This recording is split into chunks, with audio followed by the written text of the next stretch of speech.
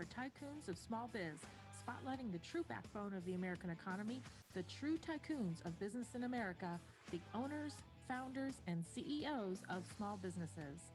The show's hosts, Austin Peterson and Landon Mance, are registered representatives of Lincoln Financial Advisors Corporation, a broker-dealer member SIPC, and registered investment advisor. The views expressed by your hosts, Austin and Landon, are not necessarily the views of Lincoln Financial Advisors. Let's lean in as Austin and Landon connect with this week's Tycoons. Good afternoon, Tycoons, and welcome to today's episode of Tycoons of Small Biz. I'm your host, as always, Austin Peterson, coming to you live this week from Park City, Utah. And I must tell you, it is absolutely gorgeous here, very green. The mountains are incredible. So I wish I was outside enjoying the mountains, but instead, I'm here with you guys, and I'm excited to do that as well. And I'm always joined by my co-host, the best co-host in the business, Landon Mance from Las Vegas, Nevada. Landon, welcome to the show. Thank you, sir. You bet. And so before we get to our guest today, just wanted to get this out there real quick. If this is the first time you're listening to Tycoons of Small Biz, we encourage you obviously to find us on your favorite podcast platform and like and subscribe, as well as our YouTube channel. But we are a business radio program or a podcast that's put together by small business owners for small business owners. Landon and I are both small business owners. We're partners in a wealth management firm, and we're based in Las Vegas and Scottsdale, Arizona. And we come from entrepreneurial families as well. So it's kind of in our blood. And we put together this program about a year and a half ago to give small business owners an opportunity to tell their story, come in here, share some advice. And we certainly have some tycoons on the show today. We're excited to have Jonathan Brooks, President, and Rhett Doolittle, CEO of Business Warrior. Guys, welcome to the show. Thank you so much. Great to be here. Yeah, excited to talk to you guys. So before we jump into the business side of things, we always have our guests tell a little bit about themselves personally. It gives us some insight into your background and how you kind of got to where you are. So Jonathan, why don't you go first? Tell us a little bit about where you grew up, if you have a family, kids, any of that kind of stuff, and then just kind of what led you to this journey today. Yeah, absolutely. So I'm a good Midwestern guy. I grew up in Wichita, Kansas, and I lucked out when I was 19 years old, and I started out as an intern for a big telecom called Cox Communications, and ended up just having a cool journey over 15 years, doing a bunch of different roles within corporate America. But through my wife, I met Rhett, and man, Rhett and I just had a very infamous dinner one time over sushi, where we talked a lot about our values and at the end of the day, what's happening with small businesses in America. And, you know, I had the benefit of a big company, big dollars, and small businesses don't always have that chance. So hearing Rhett's story and hearing what Rhett had gone through, I think he had 10 years on me at that point in terms of fighting for, you know, several thousand small businesses on his own right. I was inspired to join up with them and to become the Business Warrior team that we are today. So, ended up having a small business marketing agency with them. And then, you know, we had this great idea of scaling up with software and solving a much bigger problem across the United States. And that's where Business Warrior is today. So I'm married. I have a lovely wife. I don't have kids, although we're in process of that. So it'll be an exciting time over the next couple of years for us. But I'm looking forward to not only today, but, you know, again, just thank you guys so much. And I'll kick it over to my partner, Rhett. Awesome. Yeah. Well, on the baby making front, I'm a strong believer in practice makes perfect. Yes. I got to say that it's a good thing, man. For me, I grew up in Northern California, Niners fan. Jonathan's a Chiefs fan, so we have that to talk about. Go Chiefs. Grew up in Northern California, ended up going to Arizona State and staying there. I also joined the telecom venture after college and went to work for AT&T, and always had a gut feeling that I was just kind of meant for something bigger and do something bigger, and was just really sick of the red tape at working at a, you know, big Fortune 100 company, but just didn't know what that opportunity was or when, but kind of always had a feeling like I was gonna, you know, pull the trigger when the time was right. So eventually I did. Ended up starting a credit card processing company. That's what that Inc. 500 poster is up there. We reached number 18 on the Inc. 500 fastest growing companies in the United States, number 1 in Arizona. It was a great run. But like Jonathan said, went through some serious battles ourselves, funding it ourselves, getting outside funding, scraping it together, having our money stolen and going down to zero and having to start all over again, going through that and then doing it all over again. So sold that company, relaunched this company, and kind of going through all that again, thinking like, man, I'm never going to have to go through that ever again after, taking some cash after the first one, but we did. But now it's just that much better. So the one thing that I've always had a passion for is helping small businesses. So even in the credit card processing industry, it was, trying to find a way how we could help these small businesses save money. But that wasn't that sexy or exciting to me. It was like, yeah, you're going to save whatever, 10, 20, even a couple $100 a month. Is that really moving the needle for the business? No, but what along the way, I traveled all over the United States, met with hundreds of small business owners in person, had a sales staff all over the country, and went out and met with had so many appointments with my sales guys, 30 sales guys over the country, and just saw over and over and over again what made small businesses successful, and then what also was really holding them back from success. And I think the one thing that they all struggled with was, having an easy and predictable way to go find new customers. So when we launched this company, that was the number one goal, is trying to make it easy to find and acquire new customers. I also thought that just technology has just advanced so much that, not every small business needs to have thousands of dollars to spend like on a marketing agency to go do it for them.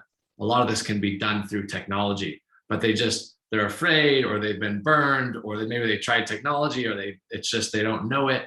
So how do we break down that wall? So that was, that goal has always been since, the day one of launching this company, but it's really transformed over time since, we finally launched our own software a couple of years ago, and things really started to come to light. But that passion is there, helping that small business owner not just get by, not just pay his minimum payments on their credit card payments that they probably racked up to get the business started, but how do they really take that next stage to really grow and make it the business that they dreamed of, and go back into their passion of when they really first started that business? How do they get back to that? So, that's what we're creating with Business Warrior.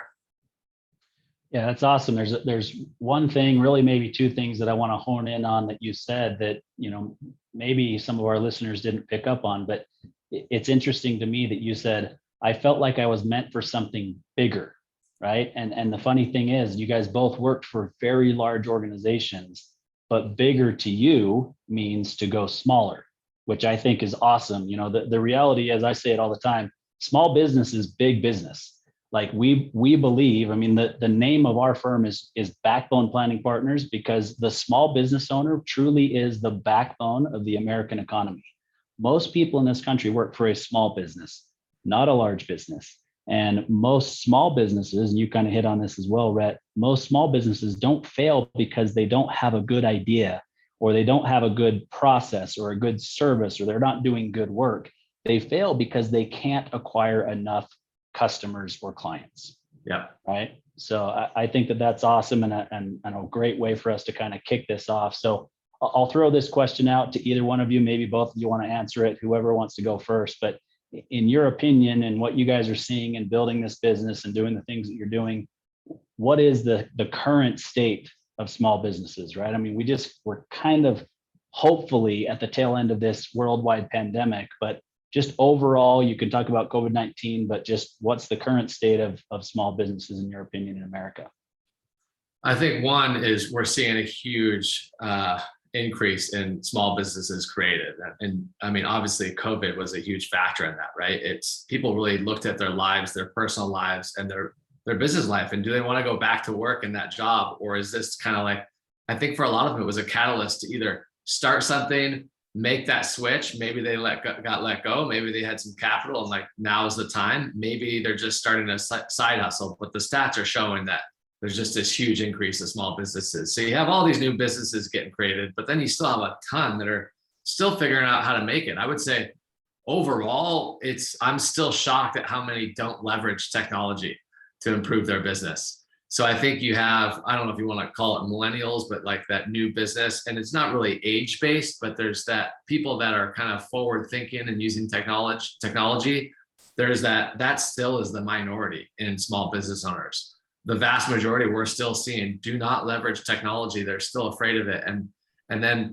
But also the people that leverage technology, they also think that like they can just kind of lean on some of the like technology, like automatic calendar appointments or social media posts or Google pay-per-click ads, but they don't have that grunt work of having to pick up the phone and make the sales calls. And so there's still this gap on, I think the ones that really succeed are the ones that figure out the ones that, because you can't just, using all the technology in the world, get a high quality lead. But if you don't have the skills to pick up the phone and close that sale or make the appointment or deliver the products or have good follow-up service, then you're going to fail. So I still think that I hope that it's changing.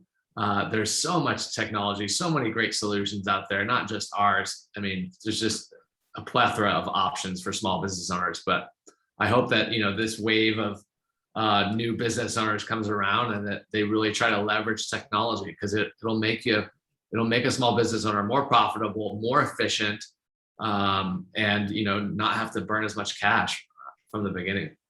And I think there's a kind of an interesting perspective around, it's like the digital divide. So there's almost the have and the have-nots of small business right now. The haves is what Rhett just mentioned. They've figured out how to leverage technology to propel their business. The have-nots, it's almost two buckets. You either have too much technology that you don't know what to do with, so then you just have all these tools and you're like, I still am not getting customers. Or they're afraid of technology and they're resistant to it.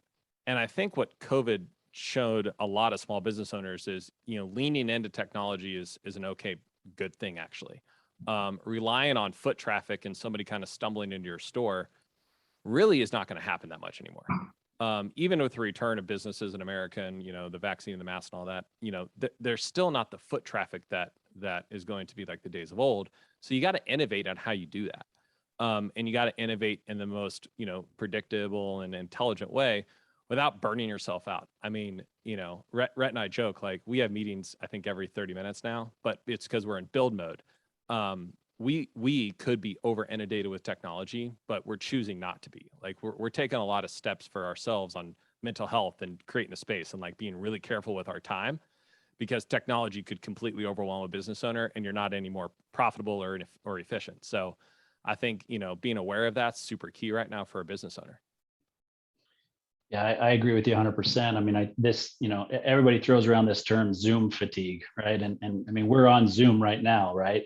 But it is real. I mean, the reality is when this really kicked off, so I was using WebEx and Zoom prior to the pandemic, but not nearly as much as I use it now. And the first kind of few weeks of the pandemic, Landon and I were both in, proactive outreach mode to our clients to make sure that they knew, hey, we've got your back. We know what's going on. This was obviously unprecedented, but we did plan for this. And so because of that, we were literally back to back Zoom meetings, making sure that we're, staying in touch with our clients and they're seeing us face to face and feeling that calmness that can only be provided sometimes by that face-to-face interaction. And Zoom is kind of that next best thing. But I don't see us ever going back. I mean, Landon and I, in our own strategic plan, have by the end of 2022, the plan to have 90% of all of our meetings virtual. And there's a reason for that. It makes us more efficient and it makes our business owner clients more efficient. Just having to drive 30 minutes or an hour to each other's offices back and forth is a waste of energy and time that can be avoided by doing it on Zoom. And we're actually more efficient in sharing the data and the information with them that we want to share with them by being able to put it right on the screen in front of them, even compared to having a TV in our conference room, for example, with our clients. Yeah.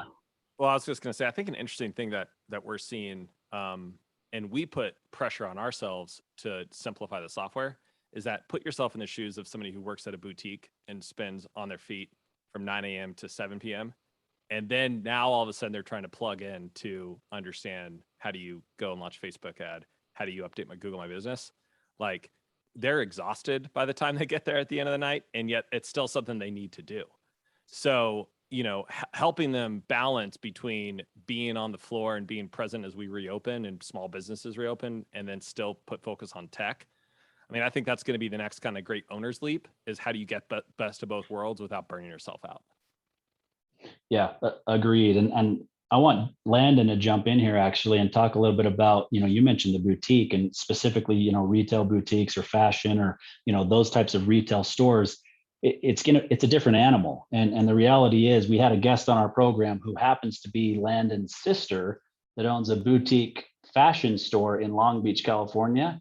And she's done a phenomenal job of doing exactly that. And part of it was she was doing it prior to the pandemic, but maybe Landon can talk a little bit about what she's done. And I think you guys will appreciate that. Yeah. So as partners, Austin, we don't just finish each other's sentences. He actually starts mine, because I was just about to say something about that. Yeah. My sister started a women's clothing boutique about, I think it's been close to 10 years now, and started out from zero and has built it up to, a couple $1 million in revenue, and very successful now. And she spent a lot of time inside of the store, and she had an online presence prior to COVID. I think her sales were about half and half, roughly. And it was interesting because as COVID was unleashed upon us, and she immediately adapted and pivoted her business to essentially 100% online. As we started to come out of it, and I was having a conversation with her, I just said to her, tell me about the breakdown of your business, what's coming in person and what's coming through the online store. And she said something to the effect of, well, it's about 90% online. And I'm like, close down your store, close it down. This is the perfect opportunity for you. I mean, think about the headache that you'll save, the overhead that you'll save. Just keep your little warehouse and close down your storefront, and you'll get 10 hours of your life back every week. And she couldn't do it. Because I was going to say, you ready for an argument on that one? Because I think it's the experience of small business that still is the differentiator. Like, yep. I can't, test things on Amazon, but if I want something like good jeans, I go to a store. Yeah. And I still think that, so I would argue, no, keep it open. Yeah, so absolutely. And it's a valid argument. And to your point, or maybe Rhett said this, but it's how do we figure out that right mix of efficient technology and in-person experience, because there are pros and cons to both. I've got a client that owns several very well-known fast food chains, restaurants, and since COVID, they shut down the lobbies, and his business has, just exploded. The last couple of years with, the lobby being closed, everybody being forced to drive through, all of the meal delivery services, now that are available. And, he said, if it was up to me, I would close all of my lobbies permanently, because his business is operating so much more efficiently, and the margins are so much better when people drive through as opposed to actually come into the store. But yeah, it's going to be so interesting to see how this all plays out, and how this is going to, change. But if you think about what we're talking about, we're talking about questioning whether they should have a retail store, right? Or a physical presence. The other way, just 2-3 years ago, it was, I'm doing fine with foot traffic. I can do, I can survive without Uber Eats, or now it's like, no, that's the standard. And the question is the other piece. Now that has completely shifted 100%. Same for us. COVID came and we shut down our office. We went all virtual. Now we've got, we're able to recruit all over the country and get amazing talent for, I wouldn't say less cost, but the talent that we need when we need it for in our budget. So we have employees in North Carolina, Texas, to Portland, Chicago, and Phoenix and Vegas. So but do I think that we need an office again? Yeah, we get together and there's a lot of value to being in person. And like, I don't know if we even have the exact mix figured out yet. I would love to, ideally it would be like, yeah, there's, shared space and you go there once, twice a week, but how do you get somebody from North Carolina to come once, twice a week? You can't. So, Right. We're kind of toying with the idea of doing quarterlies or that kind of thing. But Yep. it's definitely flipped for every business, even a restaurant. I mean, it's like, yeah, drive through, delivery. Now that was like a question. That's the standard now. It's totally flipped, which is interesting. Yep, absolutely. So we've got a little bit of your guys' backgrounds. You guys have a lot of experience starting, running, even exiting out of some small businesses. And you've kind of alluded to what you guys are doing now, but I mean, break it down for us. Who's Business Warrior? What do you guys do? And tell us how you're helping small business owners. Yeah, that's we have been through the whole the ringer a few times, but that's the great thing is we've really been in their shoes of every small business, and we really want to make it easier for a business to succeed. So it's pretty simple. You go on our website and you click to start, and it's a business just types in their business name, and right away we're pulling data about them. And this is just public information. So just using public information, we don't ask for much. So there's no commitment or anything like that. And then we're able to really find out what's holding them back from getting more new customers. We give them a score so they can track that score and how they're doing over time. And then not only do we show them the problems, but then we give them a pathway on how to fix it. They can either, if they know how to fix it themselves, great. Use our software, it's free. Use our software to verify that it's fixed. Watch your score go up over time. As your score goes up, you should be you set up better to get more new customers. Or if you don't know how to fix the issues that we identify, then we give you a path to either upgrade, and we'll give you step-by-steps, or you upgrade again and we'll fix it for you, and we'll launch a campaign and build a video for you and put it on Facebook and YouTube and those kind of things. So it's really it has all flavors, from the guy that's a side hustle business that just wants to do things on his own pace at his own time, to somebody that's ready to really just take their business to the next level and say, I need to launch a campaign. I need to do it the right way. And I need, my cost per lead to be less than what it is today. And, in under 45 days, we'll take them from 0 to 100 pretty easily. And I think, and a special point to all this is, there's so many business owners out there that have attempted to do advertising, or they think that if they, post on Instagram and they get a lot of followers or likes, it translates to revenue. Not really the case. There are definitely the lucky ones that nail it on Instagram, nail it on social media, and they definitely drive customers, right? That's absolutely a fact. But the real special sauce is, how do you thread the needle of getting a campaign or a marketing campaign out there and being able to look at the analysis on what's actually driving a customer from clicking your ad into your actual location or online. And that, the leap of logic, and that's something that we specialize in, but that leap of logic is something that we offer as part of our baseline platform, just to get them educated on. Because something like, Google Analytics, it's not a scary term. It's actually a really powerful way to understand how many people are visiting your website, how many people are then actually converting to the thing that you want them to convert. But let's face it, Google Analytics is super complicated and very messy to understand. I'm a marketer and I still look at it and I'm like, yeah, I don't know all the time what's going on. So, the business owner who I think about is then looking at Google Analytics at 8:00 at night, her feet hurt. Is she really understanding what just happened on her website that day to get more traffic? No. So that's where we can step in and really just kind of be that guide and that coach, without charging these crazy amounts of monthly prices. So the thread the needle approach is something I think that's going to be even more important for customers and businesses to understand, because that's going to be a big part of how they get customers moving forward, is not just launch an ad, but then, the A/B testing, the analytics behind it. That's the really important secret sauce. So it's all iterative too. It's all just, it's changing about every 3 months. So it's hard to keep up. We'll actually tell a business owner, stop spending money on social media and ads. You are not ready.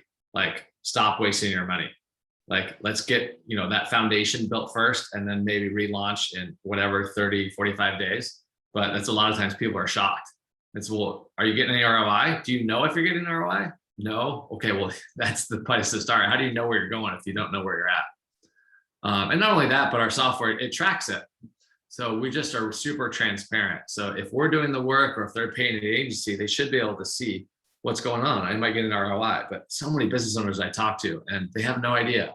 How long have you been paying? I mean, this one I just talked to, paying a marketing company $1,500 a month for 6 months, and she doesn't think she's gotten a single conversion or sale from it, and doesn't know the traffic, doesn't know if it's improving month to month.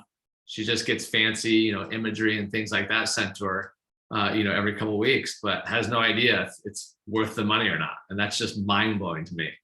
But that's how they're in the dark. And so at least she's trying to leverage technology. So I give her that. At least she's trying to go get new customers. She hasn't figured it out yet.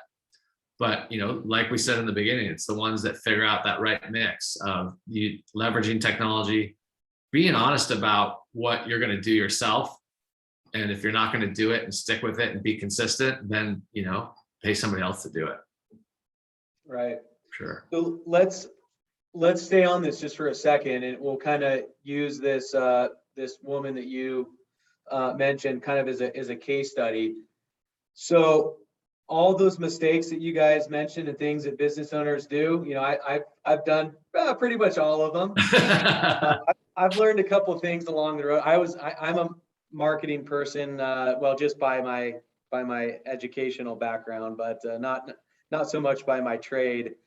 But I understand marketing maybe just a teeny bit more than the average person, but not very much.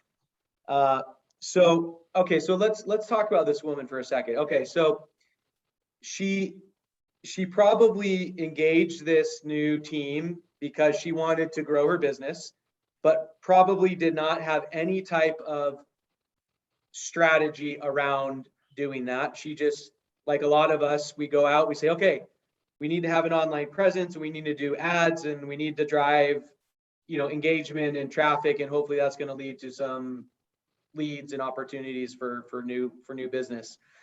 But what we don't do is we don't look at the entire puzzle. So what happens is we've got these puzzle pieces that are floating out in oblivion. There's no coordination amongst them, and so ultimately they don't work.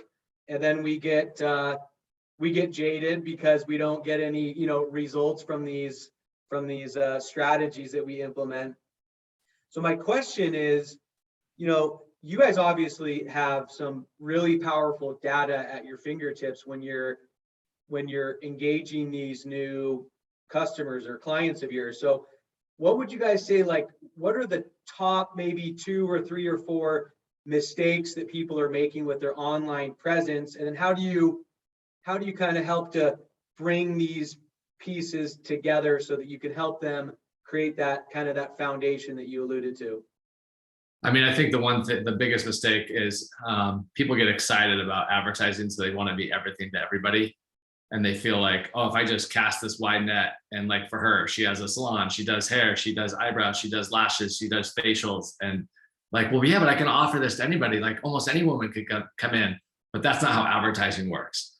That's how your website should work. Your website needs to have everything you do, the services, answer all the questions, frequently asked questions, what your address is, and your phone number, and your hours, and about us, and maybe some history. But when you're talking advertising, that's the biggest mistake I think people make, is pick your top product or the one that you really want to go after and make your entire strategy around that. So your top of the funnel stuff, meaning like that interest grabbing stuff at the top, should just be about that one thing. So, for her, it's pick, if you're talking about just your eyelashes, pick that. Oh, you're going to run a class, and you have a class in 45 days and you want to teach how to do eyelashes, make it just about that for this campaign. And then don't send them to a website, send them to a landing page that is just about eyelashes.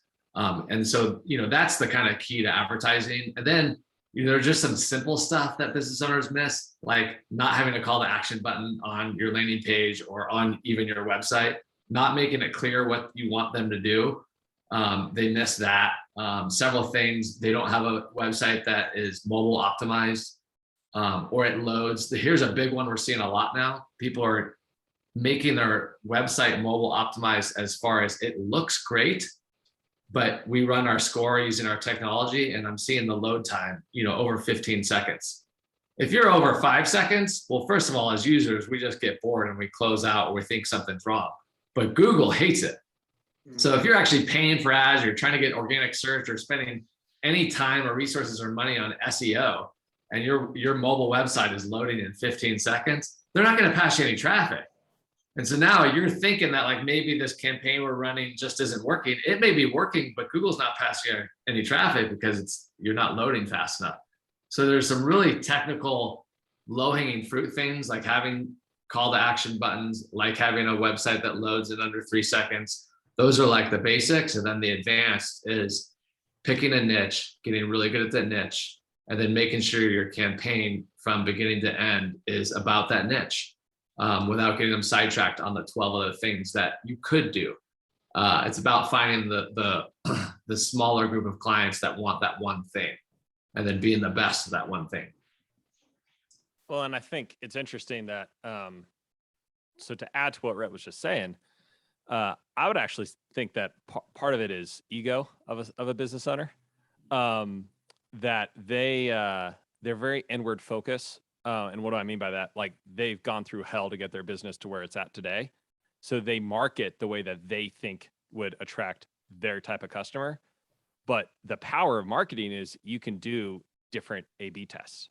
And not to get technical, but to Rhett's point, pick a couple of niches, one that you really think are your customers, then maybe one that you kind of have a theory around, and do different images or do different taglines. See which one works, because you don't have to wait 6 months to understand that. You can wait 2 weeks with the power of digital marketing. And now all of a sudden it's not like, I kind of love being proven wrong as a marketer, because that means that, ideally, we're letting the marketing work for us versus trying to make us be the marketer. So I want the marketing work for me more. And I think so many business owners want that control that they end up losing sight of like the purpose of it, which is you just want more customers in the door. Doesn't matter who has the best idea. It's the idea that wins. So you got to remove ego a little bit, and it's hard being a small business owner because you fight so darn hard for it. But I would recommend everyone to kind of, check it at the door. I agree. I think, it's funny, everything you guys have talked about, I'm sure you guys are familiar with this, but the score reminds me of LinkedIn Sales Navigator, which I use. We use it in our business. It's actually how we connected with you guys and got connected to have you guys on the program. So that's one thing, but that if you look at it, it does give you a score, and they've got their 4 different criteria and different things that you need to do to kind of boost your score. I forget what it's called. Anyways, whatever score out of 100, right? And here's the thing, like we do, I think, a pretty good job.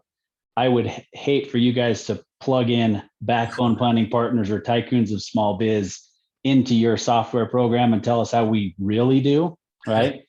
But the one thing that I do know that we do pretty well is we get guests on this program every single week, and it's almost exclusively through LinkedIn or personal introductions from people that were either past guests or from a PR firm that had a guest on, that sort of thing. And so, we're doing obviously a decent job, and we do track that conversion. But I guess for somebody who has an online presence, so not us, I'm just saying there are companies out there that have a decent online presence, that have a number of followers, that have landing pages with call to actions, but they're still not getting very good conversion. Like what's the next step for those people? Is it engaging you guys or a firm like yours, or are there still some of those do-it-yourself type things they can do? What would you say to a firm that's in that position? It's all about just having a system in place to, like Jonathan said, test and reiterate. The faster you can test, get results, which we use kind of 2 weeks with our clients, implement a campaign, put a little money towards it, test. Now, what are you testing? It's about, if you're doing it yourself, how much can you handle yourself?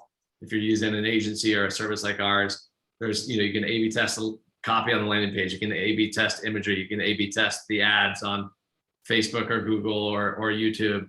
And so you can A/B test a million things. It's how much are you really comfortable with. And obviously the more advanced you're doing and how much more you're spending, your cost is going to go up.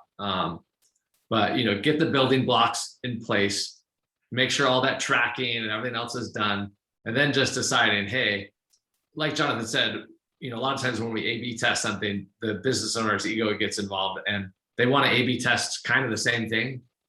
And it's like that, like he said, we love it when we get a clear answer, because that means, oh my God, we're on the right path here. Like, let's go down that path. We have a clear winner.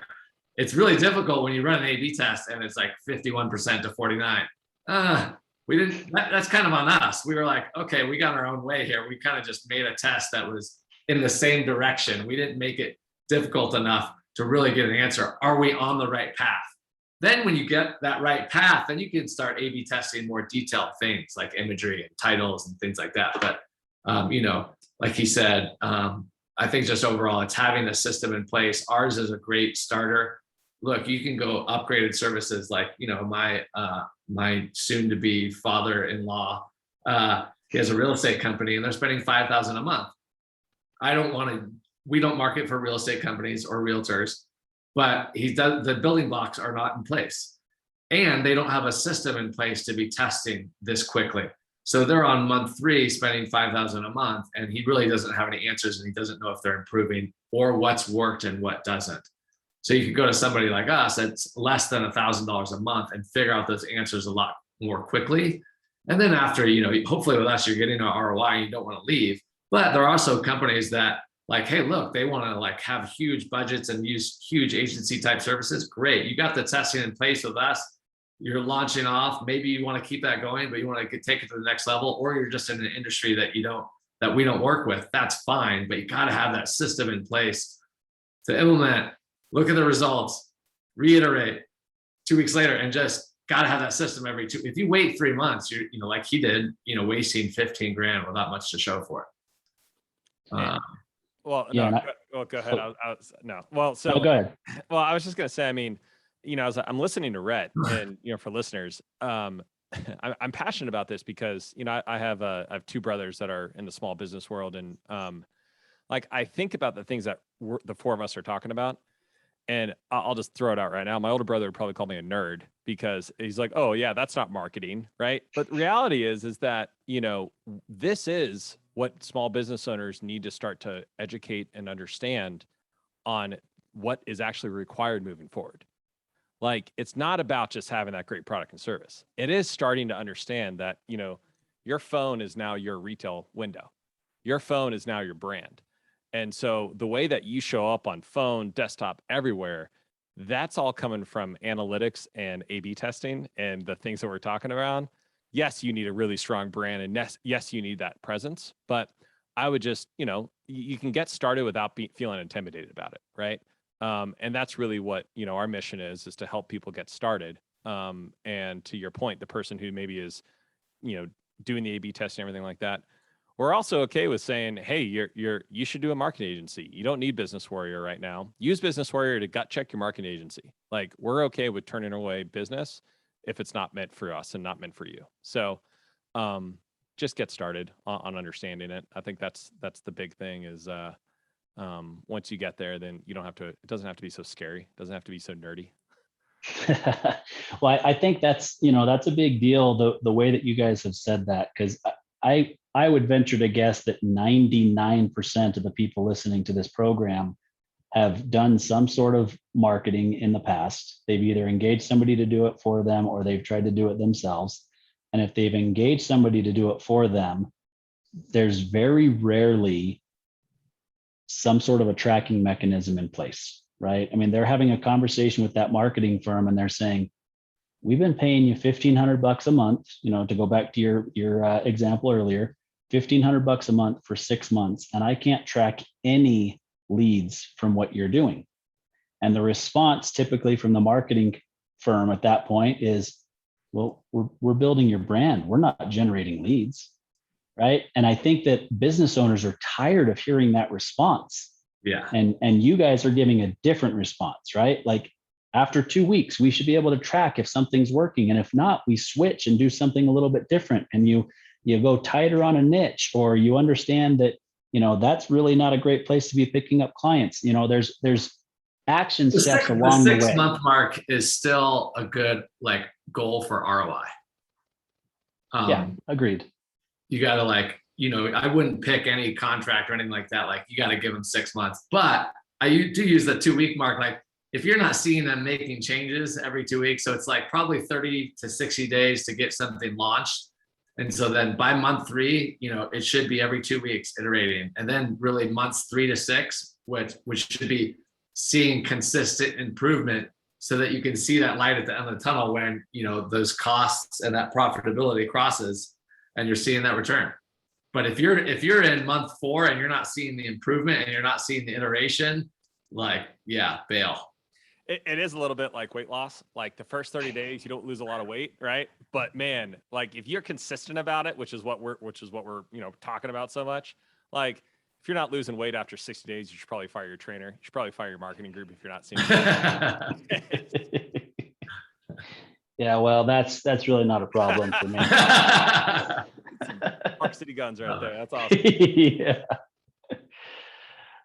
The other side of this whole thing too is just most business owners just don't know their numbers, quite honestly, and they don't know how to leverage cash flow, and they scrape and fight, but they're not good at accounting. And I know you guys work closely in that industry, but we see it all the time, and they just don't know. And most small business owners, they run their personal lives out of their business too. So how can you make decisions when all that stuff is intertwined? Well, they get by, and they figure out a way. But when it comes to like, okay, I need to carve out whatever it is, $1,000 a month or $3,000 a month for advertising, they're like, oh, I can't do that. When we know, like, all they need to do is really get tight in their numbers and have some clear goals, have some clear management processes in, actually watch their numbers on a month-to-month basis, and then things open up. And so we kind of known that as well. Like the other piece to what we're doing at Business Warrior is, it always has driven me crazy when a business owner finally reaches that point when they're ready to take their business to the next level, but their credit cards are probably maxed, but they finally have it figured out. They can get new customers, whether they're using us or not. They're ready to take their business to the next level, but they're like, wait, now I don't have access to cash.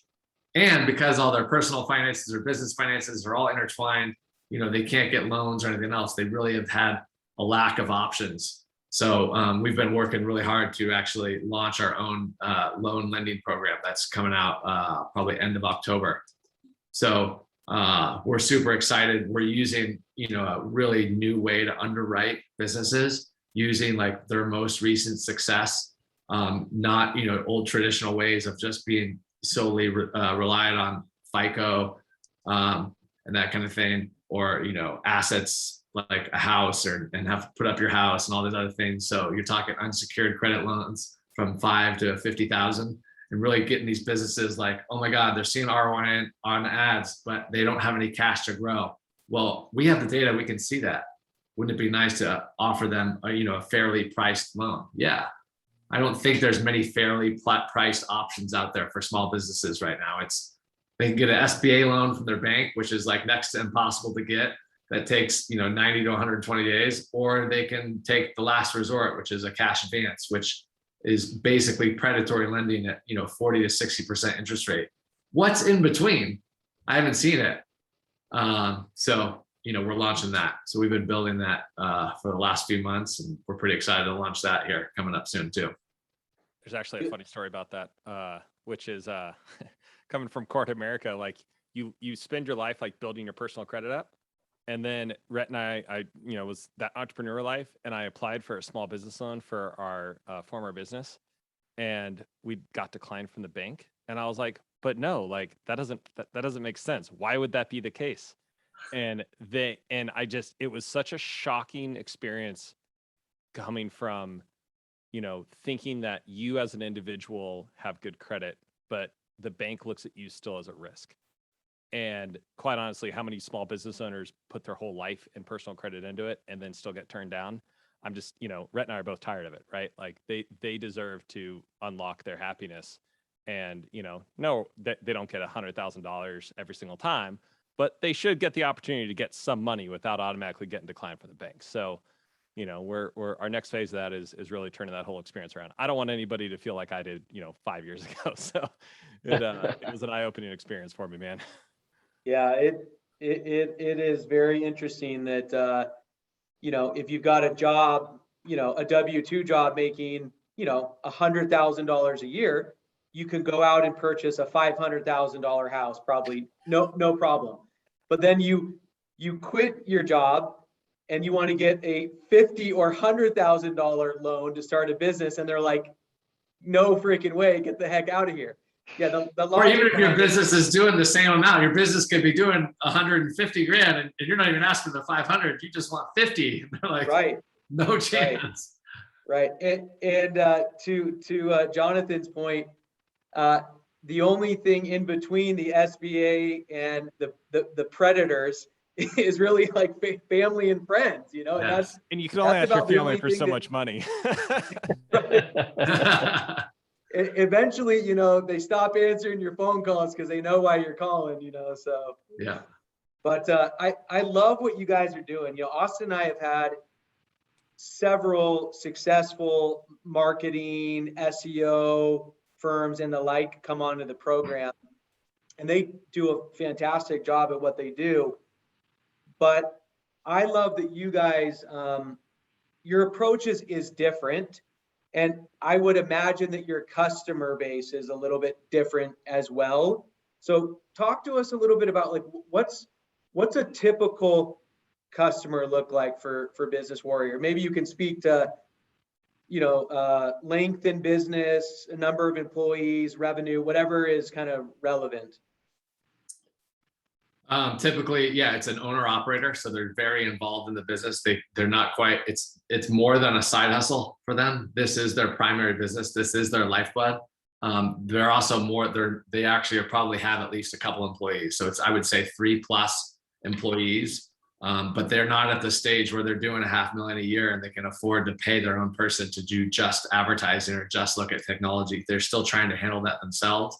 A lot of them have like a family member doing it, or one of those employees is doing spending 10% of their time on technology and website and things like that. And then, industry type, we're, like I said, we're the owner operator service area businesses, some retail. We're not great at e-commerce, or we just don't focus on e-commerce. We don't focus on real estate. So we have a lot of salons. We have a lot of service area businesses, pest control guys, Repair. Yeah, HVAC, pool guys. I would say one of the up and coming firms. Go ahead. Oh no, go ahead. Some tax and accounting firms as well, because they're great at running the numbers, running the business, but they typically don't know or don't want to spend any time setting up their website or marketing, right? So that kind of that's the consistent theme, is they usually are really passionate about that one thing in their business, but marketing and website is not it, but they need it. But they don't, it's where you let the e-commerce guys for somebody else, because they really, if you're running an e-commerce store, you really need to be paying somebody, $5,000 a month or more to just run your store. That is your lifeblood. Like, our software is not going to be enough. You need somebody doing that 100%, and they need to have their own, 10 set of tools. And we may be one of those tools that they use, but that's not our target. But everybody else, in between side hustle and them is us. And definitely your sister-in-law in California. So like that hybrid boutique that's like figuring out online. So, that is a new generation of business owners. They may have a brick and mortar, but they're, still debating on how much do you go online versus how do you have that experience? Like, that is who we are perfect for, because we're able to quickly get them measured and then accelerate their needs. So, yeah, definitely your sister-in-law. Sorry. Sister. Yeah. Sister. Nice. Yeah, so we're quickly running out of time, but I can't let you guys get off the program without talking about what you guys just kind of slipped in at the end of our pre-qualification call, and that's the fact that you guys have recently gone public. So we'd love to hear the story behind that, how you guys did it, how that came about, why you did it. I'm sure there are some listeners that would appreciate hearing that story. Yeah, I mean, we decided to, build this software platform and, really had huge plans to really scale. And, but when you have a SaaS platform, you need some funding. Jonathan and I basically had funded this by ourselves along with some friends and family, but to take it to the next level, it was how we're going to get some outside funding. So, started going the route with VCs and past investors that I had known from my past business. And it just, it was so time consuming and exhausting. And when it came down to really talking to the nitty gritty of a deal, it looks like we're going to give up anywhere from 40 to 70% of the company. And that still may be okay if you're getting the right amount of funding to, give up a chunk of your company. But then what comes with it? What kind of controls do they want? And immediately it was like, oh, use this company for this and use it.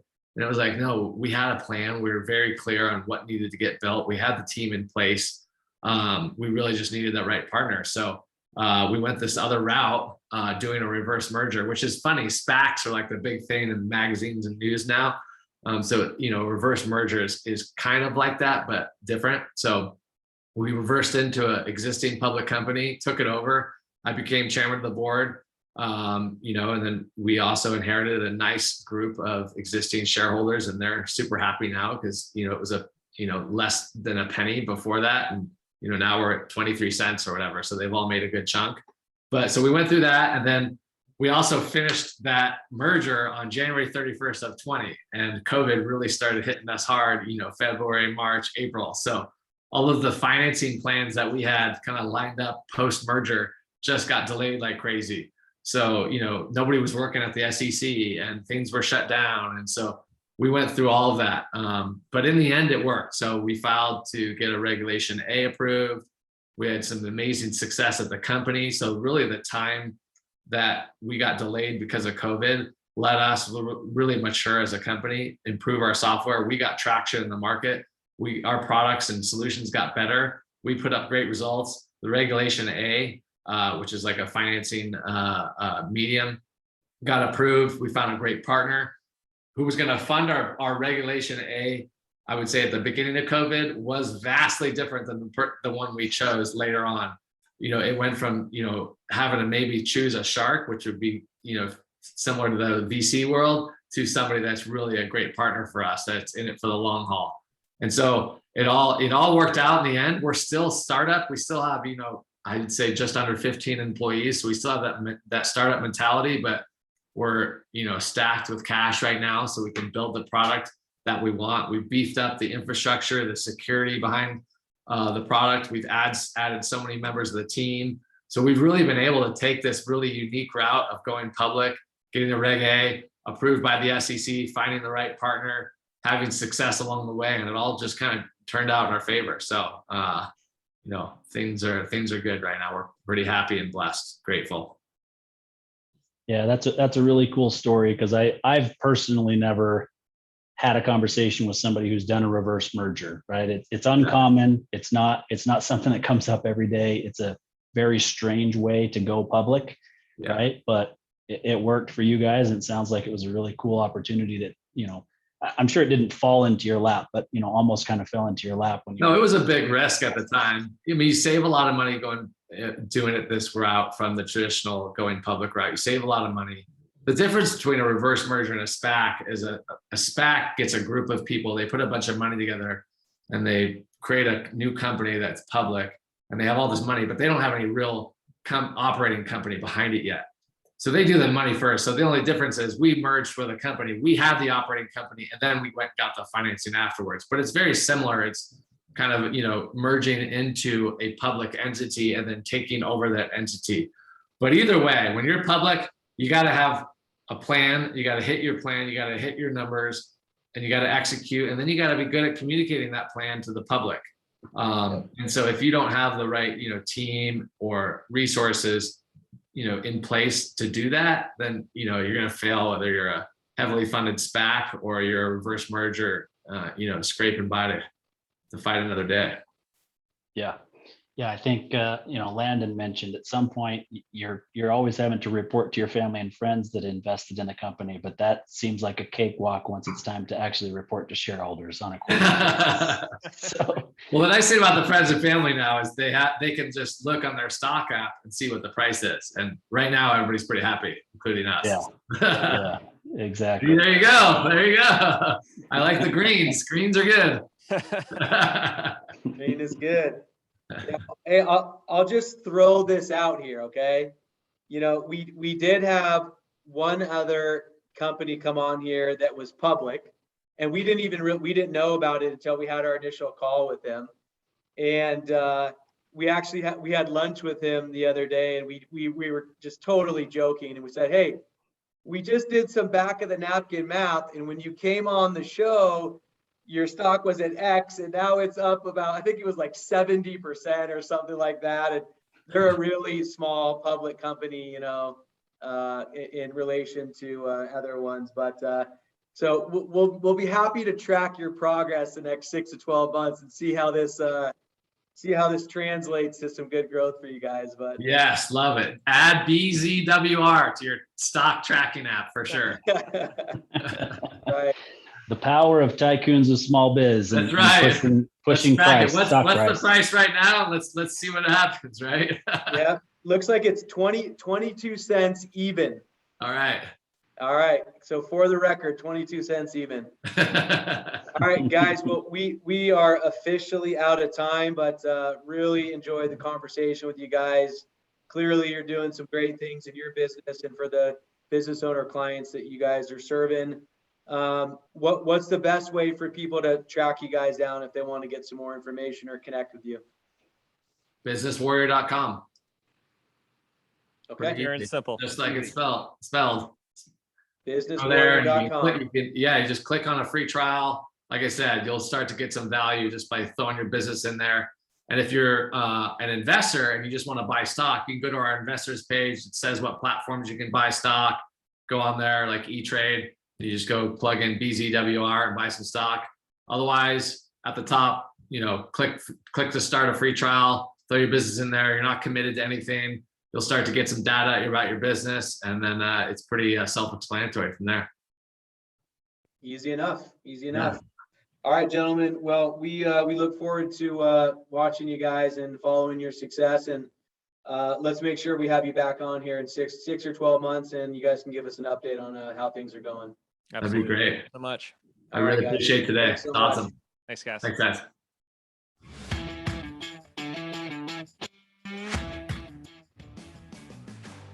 You've been listening to Tycoons of Small Biz, proudly hosted by Austin Peterson and Landon Mance. Austin and Landon are comprehensive financial planning professionals specializing in financial, estate, and succession planning for small business owners. Austin and Landon have offices in Scottsdale, Arizona, and Las Vegas, Nevada, and represent clients in 14 states throughout the country. Join Austin, Landon, and the featured Tycoons live every Tuesday at 1 p.m. right here on Business Radio X and your favorite podcast platform.